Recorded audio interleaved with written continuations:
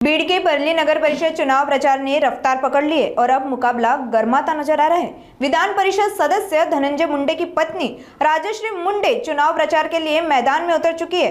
राजश्री मुंडे ने महायुति के उम्मीदवार के समर्थन में परली शहर में भव्य प्रचार फेरी निकाली, जहां नागरिकों ने उनका स्वागत किया, महिलाओं ने उनका स्वागत किया और उन्हें शुभकामनाएं दी। राजश्री मुंडे का कहना है कि परली में माहौल महायुति और धनंजय मुंडे इसके पक्ष में है और वोटिंग जाति और धर्म के बजाय विकास के मुद्दों पर होगी। उन्होंने महायुति की जीत पर भरोसा जताया। सगळ्यांना आधी माझा नमस्कार, परळीकर जनतेला पण माझा सप्रेम नमस्कार।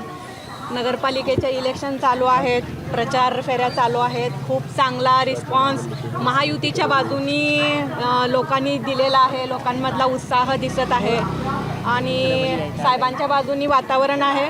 विकासावर मतदान होईल, इथं जातीपातीवर कुठलंच मतदान होणार नाही, हा ठाम विश्वास मला आहे। काय समस्या सांगत आहेत लोक?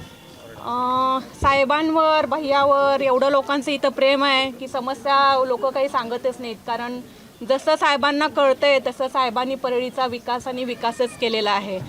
त्याच्यामुळं समस्यापेक्षा साहेबांवरचं जास्त प्रेमच इथं दिसून येते। ते लोकसभा आणि विधानसभेला असं बघितलं की शेवटच्या टप्प्यात तुम्ही प्रचार करता आणि ती निवडणूक अर्थातच साहेब जिंकतात।